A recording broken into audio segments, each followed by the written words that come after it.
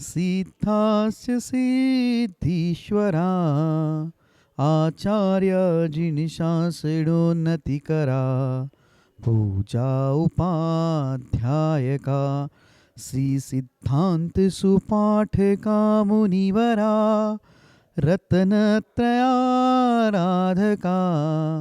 पंचेते परमेष्टिना प्रतिदिनं कुर्वन्तु ते मंगलम। अनंत अनंत परम सिद्ध भगवान की जय। 1000 श्री आदिनाथ भगवान की जय। अंतिम तीर्थेश भगवान महावीर स्वामी की जय।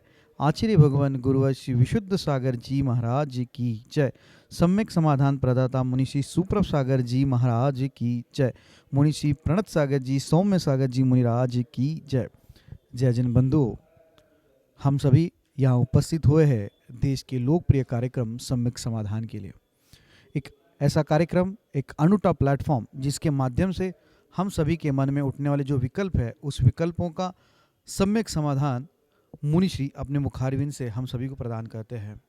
कितने अहोभाग्य के वो क्षण होंगे जिस क्षण में अपने मन में उठने वाले विकल्पों का समाधान पंचम परमेष्टि साधु परमेष्टि के मुखारविंद से हम सभी को प्राप्त होता है। अगर आप इस कार्यक्रम से जुड़ना चाहते हो या कार्यक्रम के माध्यम से अपने मन में उठने वाले विकल्पों का समाधान चाहते हो तो कार्यक्रम में नीचे जो पट्टी पे, स्क्रॉल पे या फ्लिप पे जो हमारे नंबर चल रहे हैं, हमारे ईमेल आईडी है, उसके माध्यम से आप अपना विकल्प हम तक पहुंचा सकते हैं। उस विकल्पों को एकत्रित करके मुनिषी तक पहुंचाया जाएगा। वो मुनिषी के मुखारविंद से हम सभी लोग सम्यक समाधान प्राप्त करेंगे। सम्यक समाधान के माध्यम से आप अपने विकल्पों का समाधान प्राप्त कर ही सकते हैं एवं उस विकल्प के कारण अन्य लोगों के मन में जो विकल्प है उसके विकल्पों का भी समाधान हम सभी प्राप्त कर सकते हैं। तो आप जल्द से जल्द अपने मन में उठने वाले विकल्पों को हम तक पहुंचाएं और हम सभी लोग उस विकल्प का सम्यक समाधान मुनिषी के मुखारविंद से प्राप्त करेंगे। मुनिषी के चरणों में नमोस्तु करते हुए आज के उस कार्यक्रम को, लोकप्रिय कार्यक्रम की शुरुआत करते हैं। मुनिषी प्रणत सागर जी महाराज से निवेदन करते हैं कि हे स्वामी, आज के कार्यक्रम को गति प्रदान करते हुए संचालित करें। नमोस्तु नमोस्तु नमोस्तु। ओम नमः सिद्धेभ्यो नमः। श्रीवर्धमानाय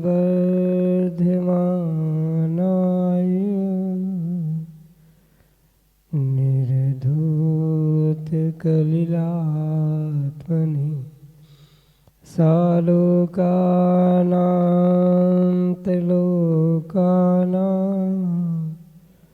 यद् विद्यादर्पणायते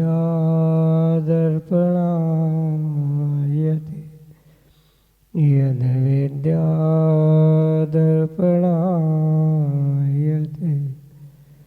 पंच परमेष्टि भगवान की परम पूज्य आचार्य भगवंत गुरुवर विशुद्ध सागर जी मुनि महाराज की, परम पूज्य मुनि श्री सुप्रभ सागर जी महाराज की।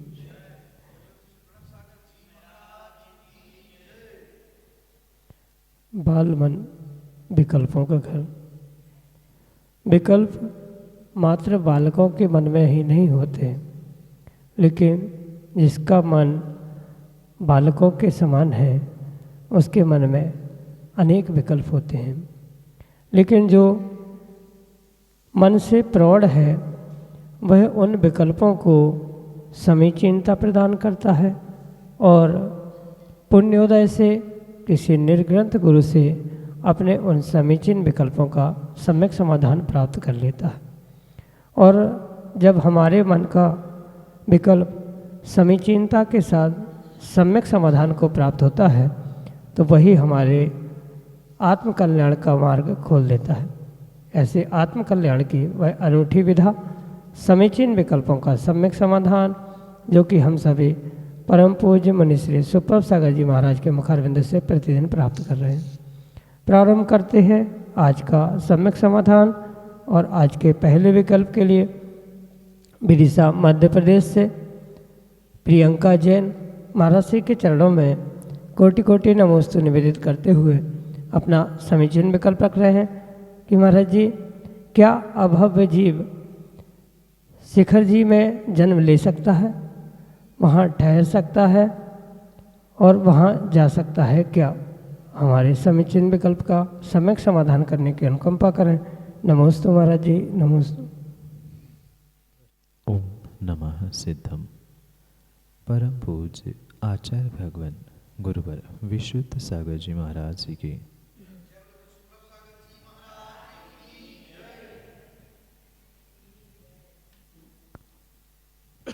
कौन से जीव कहाँ जन्म लेगा, ये कहीं न कहीं उसके पूर्व कर्म के नियोग से ही तय होता है। जैसा जैसा उसने पूर्व जन्म में कर्म का आश्रयबंध किया है, बिल्कुल वैसा ही द्रव्य, क्षेत्र, काल, भाव आदि को वह जीव प्राप्त करता है। यहाँ पर ये विशेष बात समझे कि शिखर जी में जन्मने वाला जीव भव्य ही हो जरूरी नहीं है। वह अभव्य भी हो सकता है, भव्य भी हो सकता है। ऐसा कोई जन्म की अपेक्षा से नियम नहीं है कि भव्य जीव ही मात्र शिखर जी में जन्मते हैं, अभव्य जीव नहीं जन्मते। इतना ही नहीं, समोषण आदि में भी ये स्पष्ट समझना कि भव्य अभव्य दोनों प्रकार के जीव समोषण में तो पहुँचते हैं, पर समोषण में ही नहीं अपितु शिखर जी आदि के भी निमित्त से ये अवश्य समझना होगा कि उन श्रेष्ठतम स्थानों पर पहुंचना, जन्म लेना, रुकना, वहाँ पर उदर निर्वाह करना, ये भिन्न विषय होता है। और श्रद्धा के साथ समोषण में पहुंचकर, आठवीं भूमि में धर्म सभा में पहुंचकर भगवान की जिनवाणी सुनना, समोषण के साथ साथ शिखर जी में भी श्रद्धा के साथ पर्वत की वंदना करना, निर्वाण स्थान की वंदना करना, ये भिन्न विषय हुआ करता है।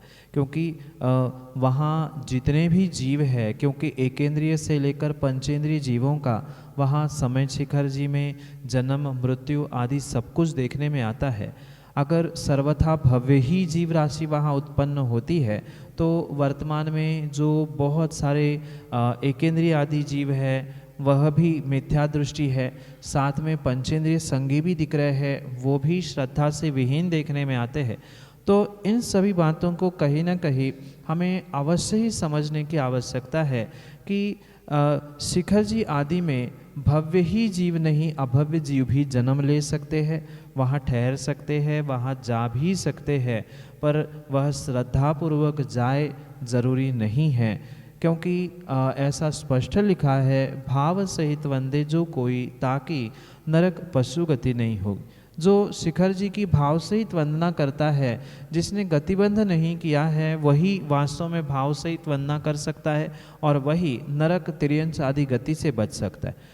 पर भले ही वह भव्य हो चाहे अभव्य हो, वहाँ इतना ही अंतर समझने की आवश्यकता है। भव्य जीव श्रद्धा के साथ वहाँ पर भगवान की निर्वाण स्थली की वंदना करेगा, और जो अभव्य है मात्र कहीं उदर निर्वाह के लिए या तिर्यंश के रूप में, एकेंद्रीय के रूप में वहाँ जन्म लेकर अपनी पर्याय को समाप्त करेगा।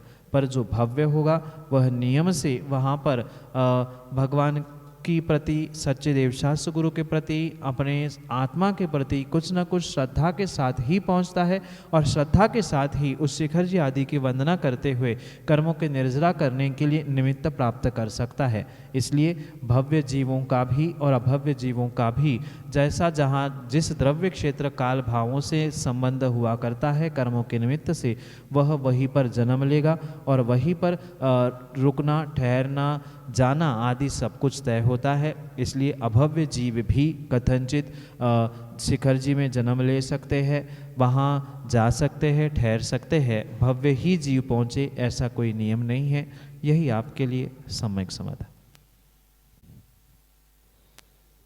नित्या जैन, सागर, मध्य प्रदेश से महाराज श्री के चरणों में बारंबार नमोस्तु निवेदित करते हुए अपना समीचीन प्रश्न रख रहे हैं कि महाराज जी, हमारा प्रतिदिन एक स्तुति पढ़ने का नियम है, लेकिन जब हमें कभी जल्दी होती है तो हम उस स्तुति के स्थान पर छोटी स्तुति पढ़ लेते हैं, तो उसमें दोष लगता है क्या? हमारे समीचीन विकल्प का सम्यक समाधान करने की अनुकंपा करें। नमोस्तु महाराज जी, नमोस्तु। नियम ले लेना ये बहुत अच्छी बात है, पर उन नियमों का पूर्ण रूप से निर्तिचार रूप से पालन कर लेना ये बहुत बड़ी बात हो सकती है। इसलिए जो आपका बृहद स्तुति आदि पढ़ने का नियम है वह वास्तव में प्रशंसनीय है, पर उसका पूर्ण रूप से निर्तिचार रूप से पालन करना भी आपका कर्तव्य है। अन्यथा कहीं न कहीं उस नियम में लगे हुए अतिचार अनाचार आने वाले समय में आपके लिए नियम में दोष उत्पन्न करने के लिए साधन अवश्य ही बन सकते। जैसे कि आपने कहा कुछ विषम परिस्थिति के निमित्त से बृहद स्थिति को आप अल्प समय में छोटी सी पढ़कर अपना नियम पूर्ण मानते हैं। वास्तव में वह आपका पूर्ण नियम नहीं है, कहीं न कहीं वहाँ पर अतिचार अनाचार है, क्योंकि आपने स्तुति तो पढ़ी, स्तोत्र तो पढ़ा, पर छोटा पढ़ा और नियम आपका कुछ और था, इसलिए वह अतिचार अनाचार लगा। अगर पढ़ना बंद ही कर देंगे तो पूर्ण रूप से दोष लगेगा, पर ये अतिचार अनाचार ही आने वाले समय में दोष लगाने के लिए, व्रतों को नियमों को तोड़ने के लिए पर्याप्त हुआ करते हैं। इसलिए अवश्य ध्यान रखें कि प्रतिदिन के नियम को हमें यथाशक्ति धारण करना होगा, और जिस यथाशक्ति से धारण किया है बिल्कुल उसी यथाशक्ति से ही यथासंभवता से उत्कृष्ट भावों के साथ उसका प्रतिपालन भी करना परम आवश्यक होगा। अन्यथा कहीं न कहीं नियम भंग, व्रत भंग होने का दोष लगेगा। आचार्य भगवंतों ने स्पष्ट कहा है, व्रत भंगी महाभंगी, जो अपने व्रतों को भंग कर लेता है, नियमों को तोड़ देता है, उसके जैसा महाभंगी संसार में कोई नहीं है। इसलिए अपने शक्ति को समझते हुए ही नियम ले, और जब नियम लिया ही है तो उसको पूर्ण रूप से परिपालन करने का पुरुषार्थ करे, तो ही दोषों से बचा जा सकता है। ठीक है, 100% दोष नहीं, पर कुछ अंशों में तो दोष आपको उस नियम के बदलाव के निमित्त से लगेगा ही लगेगा। यही आपके लिए सम्यक समाधान। अनुज जैन, जतारा, मध्य प्रदेश से अगले समीचीन में कर्म के लिए। नमोस्तु महर्षि, नमोस्तु महर्षि, नमोस्तु महर्षि। महाराज जी, मेरा महर्षि मेरा वर्ण व्यवस्था का विभेद, जाति व्यवस्था का विभेद करने की शुरुआत की गई थी, और जबकि शास्त्रों में पढ़ते हैं कि आदिनाथ भगवान ने जाति व्यवस्था वर्ण व्यवस्था का मतलब शुरुआत की थी उसके लिए, कि असीम कृषि के द्वारा, कि सबको अपने अपने किसको क्या व्यापार करना है, किसको क्या करना है, उसके लिए शुरुआत की गई थी। तो महर्षि एक प्रश्न इसमें भी उठता है कि अगर भगवान के लिए सभी समान है, चाहे वो जीव जंतु हो या फिर मनुष्य, तो फिर महर्षि भगवान ने इनमें वर्ण व्यवस्था में, जाति व्यवस्था में ये विभेद क्यों किया? महर्षि हमारी समीचीन विकल्पों का सम्यक समाधान करने की कृपा करें। नमोस्तु महर्षि, नमोस्तु। भगवान ने किसी भी प्रकार से भेदभाव नहीं किया।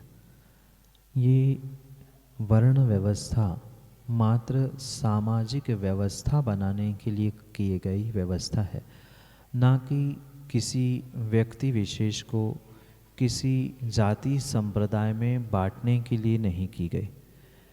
वर्तमान में जो ये वर्गीकरण या वर्तमान में जो ये जाति संप्रदाय का बंटवारा दिख रहा है, वह कहीं न कहीं पंचम काल के उन जीवों का ही पुरुषार्थ है, या उन जीवों की ही देन है जिसके माध्यम से ये वर्तमान में भेदभाव, राग द्वेष, लड़ाई झगड़े, वर्गीकरण, ऊंच नीचपना आदि सब कुछ देखने में आ रहा है। जो तीर्थंकर भगवान जो राज्य अवस्था को चलाते समय जो उन्होंने 3 वर्ग और पुनः चक्रवर्ती ने चौथे वर्ग की जो व्यवस्था, चौथे वर्ण की जो व्यवस्था बनाई है हमारे जैनागम के अपेक्षा से, वहाँ ये अवश्य समझे कि कहीं न कहीं जो राजा होता है उसको कर्म भूमि के प्रारंभ में जीवों के कार्य का बंटवारा करना आवश्यक था। उन्होंने जो 80 कृषि आदि के माध्यम से जो 3 और पुनः चौथे आदि वर्ण की जो व्यवस्था की है, वह मात्र कार्य प्रणाली, कौन किसकी जिम्मेदारी लेगा, कौन क्या करेगा, कौन क्या नहीं करेगा आदि की अपेक्षा से ही एक व्यवहारिकता, सामाजिक व्यवस्था को ही निभाने के लिए की गई है। अन्य उसके पीछे कोई मतभेद, भेदभाव या वर्तमान में जितनी जाति संप्रदाय के नाम से विवाद हो रहे हैं, ये कहीं भी उन भगवंतों का, आचार्यों का अभिप्राय बिल्कुल भी नहीं था। वहाँ मात्र सामाजिक व्यवस्था, सबके कर्तव्य व्यवस्थित पूर्ण होते रहे, क्योंकि अगर वे व्यवस्था नहीं बनाई जाती तो पढ़ाएगा कौन, पढ़ने वाला कौन है, कौन शूद्र काम करेगा, कौन उच्च काम करेगा आदि व्यवस्था नहीं बन सकती थी। हाँ, कहीं ना कहीं वर्तमान में उन बातों को लेकर बहुत सारी विसंगतियाँ अवश्य ही देखने में आ रही है, पर विसंगतियाँ भगवंतों ने नहीं उत्पन्न की, विसंगतियाँ पंचम काल के तथाकथित अर्ध ज्ञानियों ने ही उत्पन्न की है, जिसके निमित्त से ये सामाजिक विषमता, विसंगति देखने में आ रही है। ये भगवंतों ने भेदभाव किए हुए नहीं है, इसलिए उन्होंने मात्र एक सामाजिक और एक क्रियारूप व्यवस्था बनाने के लिए ये भिन्न भिन्न व्यवस्था की है। वैसी कोई भी व्यवस्था नहीं है, और मात्र इसी काल की नहीं, प्रत्येक काल के पंचम काल के यानी कर्म भूमि के प्रारंभ में ये व्यवस्था वह कुलकर आदि बनाते ही है। ये त्रैकालिक व्यवस्था है। इसको मात्र जाति संप्रदाय में, वर्ण भेदों में, भेदभावों में बांटने के लिए नहीं, एक सामाजिक सौहार्दता बनी रहे इसी अभिप्राय से बनाया गया है। जैसे कि सोनोग्राफी की मशीन अच्छे अभिप्राय से बनाई गई थी, पर उसका प्रयोग विपरीत होने लगा, बिल्कुल ऐसा ही ये वर्ण व्यवस्था, सामाजिक व्यवस्था संभालने के लिए की गई थी, पर लोगों ने उसका दुरुपयोग करते हुए कहीं न कहीं वह बंटवारे, भेदभाव करते हुए भगवान की वाणी को भी विपरीत ठहराने का प्रयास किया। यही आपके लिए सम्यक समाधान। साक्षी मयंक जैन, कोठादार, जतारा, मध्य प्रदेश से अगले समीचीन विकल्प के लिए। नमोस्तु महाराज जी। महाराज जी, मेरा प्रश्न यह है कि जब आहार देने समय 4 महीने 6 महीने का नियम होता है और श्रावक 1 दिन का नियम करते हैं तो उसमें कितना पुण्य मिलता है? नमोस्तु महाराज जी। मन में होए सो वचन उचरिए, वचन होए सो तन सो करिए।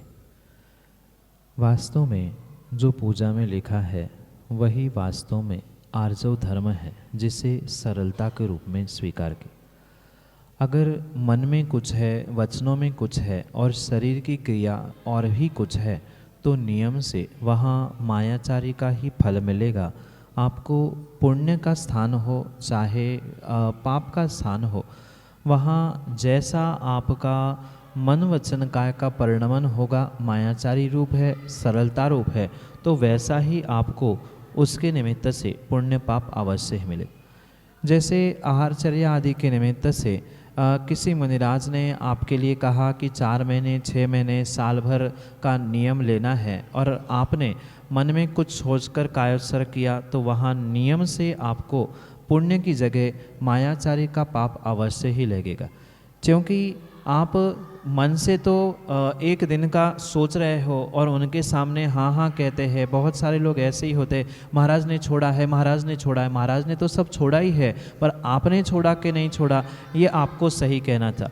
बहुत अच्छी बात थी कि अगर आपको नियम लेने में विकल्प है तो आप आहार देने का विकल्प छोड़ के मात्र आहार दान की अनुमोदना करें। जितना पुण्य आपने मायाचारी से आहार देने में प्राप्त नहीं किया, उससे कई अधिक पाप आपने दान देते समय मायाचारी में प्राप्त किया। इसलिए ये अवश्य ध्यान रखें कि दान मायाचारी से देने की जगह उस दान की सरलता के साथ अनुमोदना कर लेना ये श्रेष्ठ है। पर मुनिराजों के सामने, भगवान के सामने अगर मन में छल कपट भाव रखते हुए, मायाचारी करते हुए 1 दिन का नियम 4 महीने का कह के या अन्य किसी प्रकार से प्रस्तुतिकरण किया जा रहा है, तो पूर्ण रूप से वह आपके लिए मायाचारी के निमित्त से पाप का ही आश्रयबंध करने का साधन बनेगा। पुण्य कम और पाप ज़्यादा मिलेगा। यही आपके लिए सम्यक समाधान। जतारा, मध्य प्रदेश से अगले समीचीन विकल्प के लिए श्रीमती मीनल जैन हमारे सामने। नमोस्तु महाराज जी। नमोस्तु महाराज जी। नमोस्तु।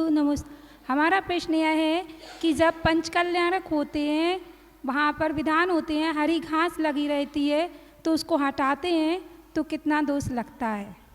नमोस्तु महाराज जी। धार्मिक अनुष्ठान कोई भी क्यों न हो, पर उस धार्मिक अनुष्ठान के निमित्त से जो भी हिंसा का कार्य किया जाता है, उसके नियम से हिंसा का आश्रयबंध होगा।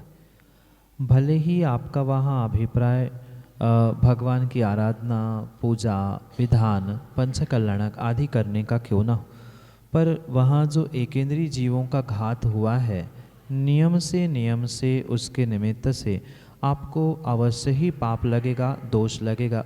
जो करेगा, जो उसके लिए कृतकारित अनुमोदना से कार्य करेगा, उसके लिए नियम से वैसा वैसा पाप का आश्रय अवश्य ही हो। भले ही आप उत्कृष्ट कार्य के लिए वह एकेंद्रीय जीवों का घात कर रहे हैं, पर यह अवश्य समझना उन जीवों का, यानी वनस्पति कायिक जीवों का, एकेंद्रीय जीवों का जो भी आपने घात किया, कराया, करने वालों की अनुमोदना की है, तो उसका वैसा ही आपको पाप का आश्रय भी लगेगा। पंचकल्याणक विधान आदि के निमित्त से जो आपने भद्र परिणाम किए हैं, पुण्य कार्य किया है, उसका पुण्य रूप फल मिलेगा और इसका पाप रूप फल अवश्य ही मिलेगा। भले ही पुण्य अधिक और पाप कम हो, पाप अधिक पुण्य कम हो, वह अपने अपने भावों पर निर्भर करता है, पर यह पक्का है कि अच्छे कार्यों के लिए भी आपने अगर हिंसा या विपरीत कार्य किया है तो उसका पाप तो आपको लगेगा ही लगेगा। उससे किसी भी प्रकार से छूट या किसी भी प्रकार से उससे आप बरी नहीं हो सकते कि हम अच्छे के लिए कर रहे हैं, पंचकल्याणक के लिए कर रहे हैं, कार्य कोई क्यों ना हो, पर वहाँ अगर हिंसा हुई है, कृतकारित अनुमोदना हुई है, तो वहाँ दोष तो आपको वही हिंसा का ही लगेगा। यही आपके लिए सम्यक समाधान। वर्षा जैन, जतारा, मध्य प्रदेश से अगले समीचीन विकल्प के लिए। क्या मैं नमोस्तु महाराज जी, नमोस्तु महाराज जी। मेरा प्रश्न है कि पंचमेरु पूजा में जो चैत्यालय 400 सुखकारी मनमस्तन कर वंदना हमारी और चैत्यालय 80 सुखकारी मनमस्तन कर वंदना हमारी, इसका क्या मतलब है जी? नमोस्तु नमोस्तु। आगम के परिप्रेक्ष्य में हमें वहाँ चैत्यालय, मेरु आदि की व्यवस्था को समझने की आवश्यकता। जो पंचमेरु की पूजा में ये पंक्तियाँ समय समय पे पढ़ने में आती है, चैत्यालय 16 सुखकारी, चैत्यालय 80 सुखकारी, वहाँ पर उनकी संख्या के प्रमाण से उसको समझने की आवश्यकता है। चारों जो दिशाएं होती है, पूर्व, पश्चिम, दक्षिण, उत्तर, ऐसी प्रत्येक दिशा में एक एक चैत्यालय, ऐसे एक मेरु संबंधी एक भूमि पर 4 चैत्यालय होते हैं, 4 जिनबिंब होते, ऐसे कुल एक मेरु संबंधी 16 चैत्यालय गिने जाते हैं। जहाँ ये पंक्ति प्राप्त होती है कि चैत्यालय 16 सुखकारी, वहाँ पर एक मेरु संबंधी वह 16 चैत्यालय, 16 जिनबिंब समझने की आवश्यकता है। 4 दिशाओं के 4 ऐसे 4 स्थानों पर ये एक मेरु संबंधी 16 चैत्यालय हुए। और शायद ये तो आपको पता ही होगा कि ढाई द्वीप में 5 मेरु होते हैं, और उस 5 मेरु की अपेक्षा से अगर विचार किए तो 16 गुना 5 करने पर वह 80, ये उत्तर स्पष्ट ही प्रकट होता है। इसलिए जहाँ चैत्यालय 16 सुखकारी कहा, वहाँ एक मेरु संबंधी 16, और चैत्यालय 80 सुखकारी जहाँ कहा, वहाँ 5 मेरु की अपेक्षा से कहा। इतना ही दोनों में अंतर है, एक मेरु की अपेक्षा से है और एक जगह पर 5 मेरु की अपेक्षा से है, क्योंकि 16 गुना 5 80, और वह 80 बराबर उस 80 चैत्यालय और जिनबिंब की 5 मेरु की अपेक्षा से कल्पना है। यही आपके लिए सम्यक समाधान। श्रीमती उर्वशी जैन, कोठादार, जतारा, मध्य प्रदेश से अगले समीचीन विकल्प के लिए। महाराज श्री के चरणों में बारंबार नमोस्तु नमोस्तु नमोस्तु। महाराज श्री, मेरा प्रश्न ये है कि जो चंद्र और सूर्य ग्रहण होते हैं, उसका हमारे जैन धर्म में क्या दोष है? नमोस्तु महाराज श्री। राहु केतु आदि ग्रहों के निमित्त से ये सूर्य और चंद्रमा का ग्रहण इस मध्यलोक में देखने में आता है। यहाँ जैन धर्म, जैन दर्शन की अपेक्षा से पूर्ण रूप से ये समझने की आवश्यकता है कि जैसे अन्य संप्रदायों में ग्रहण आदि के दोष बहुत बड़े बड़े बताए हैं, ऐसे कोई बहुत बड़े दोष हमारे आगम ग्रंथों में नहीं लिखे। जैसे बहुत सारे स्थानों पर पूरा अनाज अलग कर देना, सामग्री अलग कर देना आदि आदि जो ये कहा जाता है, ऐसा कोई भी कारण जैन दर्शन की अपेक्षा से नहीं है।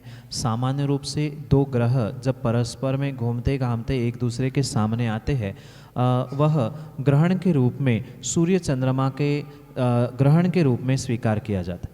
यहाँ ये बहुत अच्छे से समझे कि सूर्य के सामने या चंद्रमा के सामने जब वह राहु केतु आदि पहुँचते हैं, उसके निमित्त से खग्रास, खंडग्रास आदि आदि जो ग्रहण होते हैं ढाका जाता है, उस समय पे वह संधि काल हुआ करता है। जैसे संधि काल का समय सूर्यास्त सूर्योदय का होता है, उस समय पे प्रचुर मात्रा में जीवों की उत्पत्ति हुआ करती है। बिल्कुल ग्रहण के समय में जो भोजन करने का निषेध किया जाता है, भोजन बनाने का निषेध किया जाता है, उसके पीछे आगम के परिप्रेक्ष्य में वह संधि काल होता है। और संधि काल के समय में अंधेरा होते ही जीवों की उत्पत्ति प्रचुर मात्रा में होती है। इस अपेक्षा से ही रात्रि भोजन का दोष उसमें ना लगे, इसलिए वह प्रदोष काल सदोष काल होने से रात्रि भोजन का दोष ना लगे, इसलिए भोजन बनाना करना आदि का निषेध है। वहाँ भगवान की पूजा जाप पाठ आदि आदि करने में किसी भी प्रकार से कोई दोष नहीं होता। यही आपके लिए सम्यक समाधान। जय जन बंधुओं, हम सभी लाभ ले रहे थे लोकप्रिय कार्यक्रम सम्यक समाधान का। प्रतिदिन की भांति यह कार्यक्रम 5:13 पे यूट्यूब चैनल सुप्रभ उवाच के माध्यम से प्रसारित होता है। मुनिषी का नाम सुप्रभ और वाणी का पर्यायवाची नाम उवाच, सुप्रभ उवाच यह नाम चैनल का है। आप यूट्यूब पे सुप्रभ उवाच सर्च कर सकते हैं एवं सर्च करके इस यूट्यूब चैनल को सब्सक्राइब करें एवं उसका बेल आइकन प्रेस करें, ताकि मुनिषी की अधिक जानकारी एवं जो सम्यक समाधान आदि आदि कार्यक्रम है उसकी जानकारी भी आपको उपलब्ध होती रहे। नोटिफिकेशन के द्वारा आपको याद रखने की जरूरत नहीं है। प्रतिदिन ठीक 5:13 पे यूट्यूब चैनल सुप्रभ उवाच के माध्यम से यही कार्यक्रम प्रतिदिन शाम को 4 बजे आदिनाथ टीवी चैनल के माध्यम से भी प्रसारित होता है। ठीक 4 बजे आदिनाथ टीवी चैनल के माध्यम से सम्यक समाधान उपलब्ध होता है। शाम को 7:40 पे जिनवान टीवी के माध्यम से मुनिषी के प्रवचन विगत चातुर्मास्थली विदिशा में सुक्ति मुक्तावली इस अद्भुत ग्रंथ पे हुए थे, उस प्रवचनांश प्रतिदिन शाम को 7:40 पे जिनवान टीवी के माध्यम से प्रसारित होते हैं। आप सभी लोग घर बैठे सुक्ति मुक्तावली इस ग्रंथ का स्वाध्याय करते हुए मुनिषी के वाणी का लाभ ले सकते हैं। प्रतिदिन 2:30 पे 2:30 बजे मुनिषी के प्रवचन आदिनाथ टीवी चैनल के माध्यम से भी प्रसारित होते हैं। आप सभी लोग दोपहर को 2:30 पे आदिनाथ टीवी चैनल के माध्यम से भी मुनिषी के प्रवचन का लाभ ले सकते हैं। आज के लिए इतना ही। मुनिषी के चरणों में कोटिशा नमोस्तु करते हुए आज के इस लोकप्रिय कार्यक्रम को यहीं पे विराम देते हैं। नमोस्तु नमोस्तु नमोस्तु।